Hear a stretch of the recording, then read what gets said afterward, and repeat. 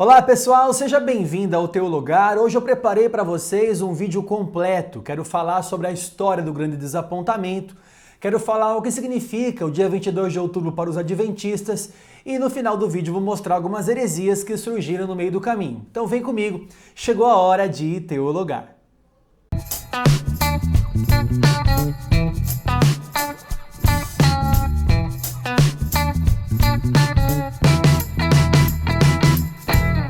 Muito bem, pessoal, seja bem-vindo ao Teologar. Você já sabe, se você não é inscrito, se inscreva no canal, ative o sininho, deixa um like pra gente se você gosta do nosso conteúdo, comente com a sua pergunta, compartilhe com os seus amigos, participe também do Teologar, tá bom? Para começar esse vídeo, para falar de grande desapontamento, 22 de outubro, 1844, eu vou começar contando um pouco da história de um movimento que foi conhecido como Movimento Millerita, no século XIX. Nasceu um grupo de pessoas que acompanhou um homem chamado William Miller. O nome William Miller no português é Guilherme Miller, né? Uma tradução muito diferente, né? William para Guilherme, mas é isso mesmo, se refere à mesma pessoa, tá bom? Esse homem, junto com outras pessoas de várias denominações, se juntaram para tentar interpretar a Bíblia numa contagem cronológica sobre a volta de Jesus. Você já sabe que Jesus falou que ninguém sabe o dia e nem a hora da volta dele.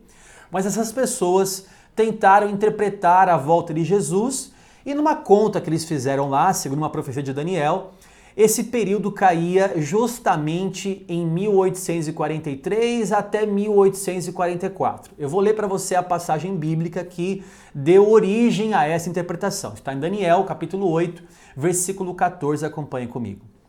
Ele me disse, até 2.300 tardes e manhãs, e o santuário será purificado. Bom, de acordo com essa passagem bíblica, esse movimento millerita interpretou o seguinte, olha, essas 2.300 tardes e manhãs não são dias literais de 24 horas. Essas tardes e manhãs, na verdade, são anos. Então não são 2.300 dias, mas serão 2.300 anos. E se fizermos uma conta a partir de 457 a.C., até agora vai cair, a princípio alguns dizem que eles marcaram apenas um período, de 1843 até 1844. Outros dizem o seguinte, não, eles marcaram primeiro para 22 de março de 1843. Aguardaram a volta de Jesus para essa data e não aconteceu nada disso. Então eles reinterpretaram, disseram assim, não, nós erramos por um ano, usamos o calendário errado e na verdade vai cair em 1844. Um homem então chamado Samuel Snow foi mais a fundo na interpretação e na conta e disse assim, na verdade vai cair exatamente dia 22 de outubro de 1844 e essa data o santuário da terra vai ser purificado, Jesus voltará nessa data. Então eles ficaram numa grande expectativa de que Jesus voltaria e purificaria todas as coisas. E esse movimento, que era uma junção de várias pessoas de várias igrejas, ficaram na expectativa aguardando até meia-noite. Você imagina comigo, todo mundo está falando que Jesus vai voltar. Fizeram uma conta lá e que vai cair no dia 22 de outubro de 1844. No dia 22, aquela grande expectativa de que tudo vai acontecer. Aguardaram até a meia-noite. O que aconteceu dia 22 de outubro de 1844? Nada. E o que aconteceu então, que foi conhecido aquele dia? Como o grande desapontamento. Eles ficaram desapontados porque Jesus não voltou. Bom, desse grande desapontamento, nós podemos destacar 4 grupos de pessoas. Primeiro, aqueles que se arrependeram do que fizeram. Ora, não é para marcar a volta de Jesus, ninguém sabe o dia nem a hora. Então essas pessoas voltaram para suas igrejas arrependidos, voltaram para a igreja batista, metodista, voltaram para suas igrejas para poder se reconciliar com o rebanho do Senhor, arrependidos do que tinham feito, desapontados e arrependidos. Outro grupo perdeu a fé, porque imagina, todo mundo fala que ele vai voltar. Então, esses falsos profetas geraram também pessoas desapontadas a ponto de perderem a fé.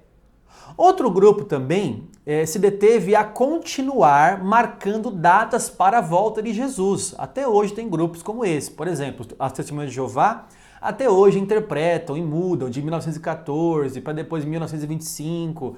Tem um vídeo aqui no canal, vou colocar para você, das falsas interpretações das Testemunhas de Jeová com relação ao fim do mundo. Vai aparecer nos cards aqui para você. Então, houve um grupo também depois que continuou marcando datas.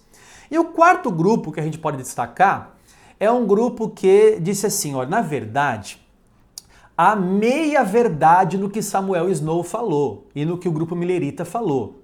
Na verdade, a conta está certa, mas o evento está errado.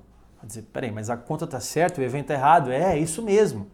Na verdade, se você fizer a conta de 2.300 tardes e manhãs como anos, vai cair exatamente dia 22 de outubro de 1844. Só que o que Miller e o grupo errou, Samuel Snow errou, é dizer que a terra seria purificada. E não é isso que acontece. O que acontece é que o céu vai ser purificado, é o santuário celestial. Então, Jesus não voltou para a terra, ele fez uma obra no céu. A data está certa, mas o evento está errado. O evento não é a purificação da terra, mas é a purificação do céu. Aí você vai dizer, mas da onde veio isso? Divisões. Algumas pessoas se juntaram a esse grupo, Joseph Bates, Hiram Edson e Ellen Harmon com o seu marido Tiago White, depois você conhece como Ellen Gold White, se juntaram a esse grupo que deu origem ao movimento adventista do sétimo dia. Então, a origem do movimento adventista do sétimo dia vem do grande desapontamento, reinterpretando a data que foi marcada para 22 de outubro. Então, para os adventistas, dia 22 de outubro de 1844 marca a data em que Jesus purificou ou então deu entrada no santuário celestial. Daí nascem duas heresias que são promulgadas por eles, o juízo investigativo e a doutrina do santuário, né, que são doutrinas que nasceram a partir do grande desapontamento. O problema, pessoal, é que há agora desequilíbrios hermenêuticos. Deixa eu ler para você um texto de um teólogo adventista chamado Renato Stencil. Eu vou colocar para você na descrição do vídeo o link para você ver de onde foi tirado essa informação. Ele é teólogo e coordenador do Centro de Pesquisas Ellen White do Brasil. E ele diz assim: dessa forma, o grande desapontamento de 22 de outubro de 1844 se tornou uma poderosa mensagem.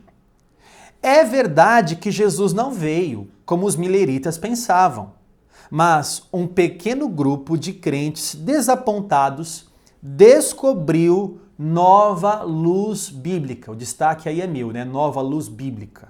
Quer dizer, um pequeno grupo descobriu agora uma nova luz bíblica.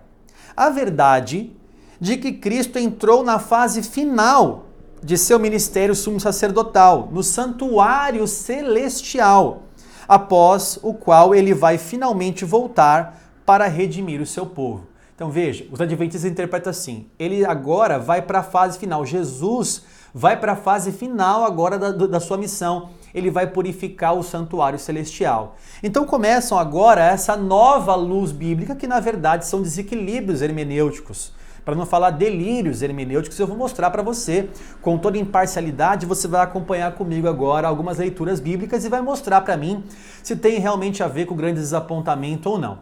A primeira coisa a se destacar é o seguinte: 2.300 tardes e manhãs. O texto não fala que são anos. O texto fala 2.300 tardes e manhãs. Essa interpretação profética de que são anos não tem base no texto. Fui pegar minha Bíblia, estava lendo na minha Bíblia é uma Bíblia Shed, uma Bíblia comum, né? E vendo aqui o rodapé da Bíblia para ver o que os eruditos interpretam sobre o versículo 14 de Daniel. E tá assim, ó, tardes e manhãs referiam-se a dias normais e não proféticos, que valem um ano. 2.300 abrange o período de perseguições de 171 a 165 a.C.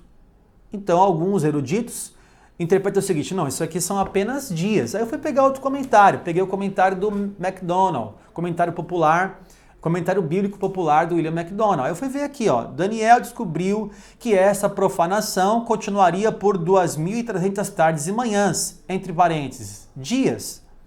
Esse fato ocorreu entre 171 e 165 a.C., ou seja, bem na época de Antíoco Epifânio, que foi terrível contra os judeus, uma grande perseguição contra o povo de Deus. Então, ninguém interpreta essa passagem como anos. Se alguém quiser dizer assim, olha, pode ser ano, pode ser dia, vai saber. Tudo bem, uma pessoa equilibrada. Agora, afirmar, cravar, que dizer o seguinte, olha, é dia 22 de outubro, é ano, aí é um desequilíbrio hermenêutico. O texto não mostra isso. Outra coisa é que a conta começa a partir de 457. Só que, na verdade, a profecia das 70 semanas de Daniel, e essa profecia aqui também, começa na saída da ordem para a reconstrução de Jerusalém. E a saída da ordem para a reconstrução aconteceu no 20º ano de Artaxerxes, ou seja, no ano 445 a.C. Todo mundo interpreta isso. O erro é achar que está lá em Esdras, porque Esdras está reconstruindo o templo, e não em Neemias, porque Neemias foi reconstruir a cidade. Não podemos confundir os eventos. Então, se você ler Neemias 2, você vai ver no 20º ano do rei Artaxerxes, que vai cair em 445. Só aí já dá 12 anos de diferença, se contarmos com anos também as 2.300 tardes e manhãs. Veja como há um desequilíbrio. Agora, o pior de tudo é que algumas passagens bíblicas para os adventistas começam agora a dar interpretação para o grande desapontamento. Eu vou ler com você agora uma passagem que está em em Apocalipse, capítulo 10, versículo 9 e 10. Veja comigo. Fui, pois, ao anjo, dizendo-lhe que me desse o livrinho. Ele então me falou, toma-o e devora-o. Certamente ele será amargo no seu estômago, mas na tua boca doce como mel. Tomei o livrinho da mão do anjo e o devorei. E na minha boca era doce como mel. Quando, porém, o comi, o meu estômago ficou amargo. Bom, se você pesquisar sobre esse texto, você vai ver que ele fala de Ezequiel, capítulo 2 até o capítulo 3, onde o profeta recebe a orientação de comer o livro e era doce na boca dele. E aqui, João tem a revelação de que no seu estômago ele foi amargo, ele era doce na boca, mas no estômago ele era amargo, né? Agora, se você perguntar para um adventista, ele vai dizer isso aqui, olha, esse texto aqui fala do grande desapontamento lá de 1844. Aí você lê o texto de novo e fala, esse texto aqui fala de 1844? Fala. Mas da onde você tirou essa ideia? Porque na verdade, quando eles receberam a profecia, foi doce como mel na boca deles. Mas quando houve o desapontamento, então foi amargo no seu estômago. Aí você vai olhar, mas é isso que o texto fala? Porque numa assimilação normal aqui do texto, devorar o livrinho significa assimile o conteúdo do livrinho para você poder propagar depois esse livrinho. Então começam a surgir algumas heresias. Eu vou ler um texto agora de um homem chamado Wilson Borba. Eu vou colocar abaixo também da onde foi retirado essa informação. Ele também é adventista. Ele diz assim, nesse ponto algumas pessoas se equivocam, pois pensam que foram perdoadas na cruz. O sacrifício da cruz foi perfeito e todo suficiente como sacrifício. Entretanto, lá foi apenas provido o sacrifício expiatório por nossos pecados. É no santuário celestial, pela ministração de nosso sumo sacerdote Jesus Cristo, que esse sacrifício é aplicado em nosso favor. Então veja como é que eles interpretam. Olha, na cruz, você acha que é na cruz que você foi perdoado? Você está equivocado. Veja que notícia agora, irmãos. Quer dizer que na cruz eu não fui perdoado, não é lá. Lá foi apenas provido o teu perdão. Mas o teu perdão não aconteceu lá. Quando que começou a acontecer? Lá no santuário celestial, ou seja, a partir de 22 de outubro de 1844. Aí vem várias questões. E antes disso, e depois disso, olha, agora Jesus está fazendo um juízo investigativo, está passando nome por nome fazendo um juízo investigativo. Aí você diz, aonde está isso na Bíblia? É difícil você encontrar, porque não vai estar. Então agora eles começam a enxergar, esse movimento adventista começa a enxergar na Bíblia, que a Bíblia fala dos adventistas, exclusivamente da Igreja Adventista do Sétimo Dia. Vai dizer, bispo, aonde ele está falando isso? Olha, eu vou ler um texto com você. Apocalipse 12, versículo 17. Diz assim o texto: Irou-se o dragão contra a mulher e foi pelejar com os restantes da sua descendência, os que guardam os mandamentos de Deus e têm o testemunho de Jesus, e se pôs em pé sobre a areia do mar. Esse texto aqui fala dos adventistas. Como? Eu até achei estranho, deixa eu comentar aqui com você. Quando a gente grava algum vídeo apologético, aí vem alguns comentários assim, se eu achar eu coloco na tela para você ver. Assim, irou-se o dragão contra aqueles que guardam os mandamentos. Isso falando de mim, né? Como se eu fosse o dragão e que eu estivesse irado contra aqueles que guardam os mandamentos. Então eles vão dizer assim, tá vendo? O Apocalipse 2,17 fala exatamente da igreja adventista. É verdade, sério. Por quê? Qual é a igreja que guarda todos os mandamentos, inclusive o sábado? A igreja adventista. Quem é que tem o testemunho de Jesus, que é o espírito de profecia de Ellen White? A igreja adventista. Então quem se levanta contra a igreja adventista se enquadra aqui em Apocalipse 12:17. Aí se você rolar aqui no teu lugar e você for ver os vídeos que nós temos aqui falando do adventismo, um monte de comentário. O dragão se irou contra aquele que guarda os mandamentos, porque eles acham que João falou especificamente da igreja adventista, ou daqueles que guardam os mandamentos. Apocalipse 19, versículo 10, talvez você não saiba, eu vou ler para você agora. Prostrei-me ante os seus pés para adorá-lo, ou seja, assim que João recebeu a revelação, ele se prostrou perante o anjo para adorá-lo. Ele, porém, me disse, vê, não faças isso, sou conservo teu e dos teus irmãos que mantêm o testemunho de Jesus, adora a Deus. Pois o testemunho de Jesus é o espírito de profecia. Ou seja, o testemunho de Jesus é o espírito de profecia. Agora, a igreja adventista vai olhar e vai dizer assim, não, isso aqui, sabe de quem está falando? De Ellen White. Aí você vai dizer, de Ellen White? Se manifestou na vida de Ellen White. O espírito de profecia é Ellen Gold White. Aí você vai dizer, mas aonde você achou isso na Bíblia? Realmente não tem na Bíblia. Na verdade, é um desequilíbrio hermenêutico. É pegar um texto, você acha? Pegar o texto do livrinho que comeu e dizer assim, esse texto fala de 1844. É pegar Apocalipse 12 e falar assim, aqui está falando da igreja adventista. É pegar Apocalipse 19 e dizer assim, não, isso aqui é Ellen White. Então cuidado, irmãos, para não zombarem da nossa inteligência. Fique somente com a palavra de Deus, sola a Escritura. A Bíblia interpreta a Bíblia.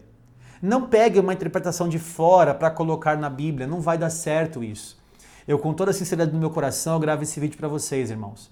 Eu não tenho problema nenhum com nenhum adventista. Eu amo os adventistas, não tenho problema nenhum. Já tivemos debates aqui com o professor Rodrigo Silva, já tenho comentários aqui nos vídeos com o professor Leandro Quadros. Nós não temos problema nenhum com os adventistas. É apenas a interpretação da Bíblia que, infelizmente, está equivocada, porque não provém da Bíblia, mas provém de profecias, provém de visões, provém de coisas extra-bíblicos que não estão claramente na palavra de Deus, tá bom? Então hoje você conheceu um pouco mais sobre o grande desapontamento de 1844, tô até me confundindo aqui, né? Do dia 22 de outubro de 1844, no qual surgiu alguns movimentos, tá bom? Espero ter ensinado você aqui um pouquinho. Se você gostou do vídeo, compartilhe também com toda a sua rede, ensine as pessoas sobre isso daqui. Enxergue a palavra de Deus de forma clara e Deus vai te dar graça para você ter conhecimento verdadeiro das verdades reveladas na palavra de Deus, tá bom? Deus abençoe você e a sua casa e se você quer estudar, teu lugar.